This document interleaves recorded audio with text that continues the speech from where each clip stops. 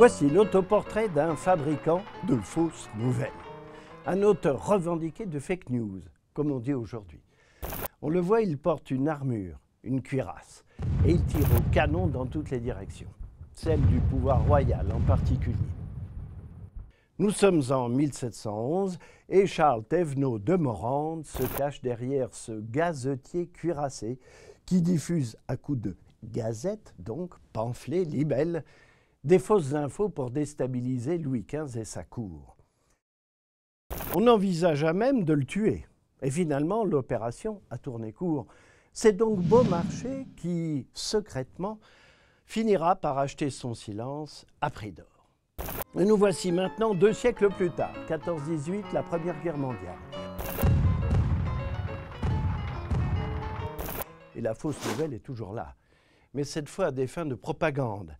La guerre, c'est toujours une guerre de l'info, des images, et donc bobard et bourrage de crâne. En voici un brillant exemple. En 14, sous le titre « Camelot allemande », le journal L'Intransigeant n'hésite pas à écrire à quel point les armes allemandes sont inoffensives.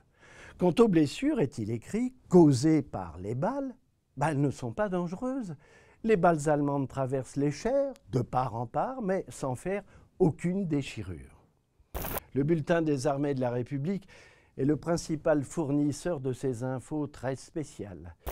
Avec ses journalistes blessés ou non mobilisés, il est le seul à pouvoir se rendre sur le front. Et le reporter Albert Londres, qui en faisait partie, finira par claquer la porte de la mission des journalistes, l'organe en charge de ces contre-vérités officielles.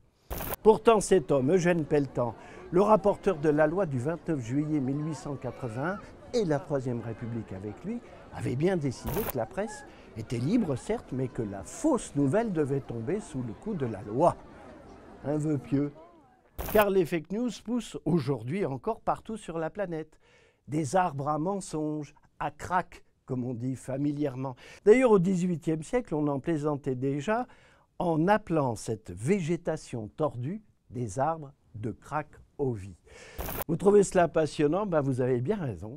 Alors rendez-vous sur Retro News, le site de presse de la BNF.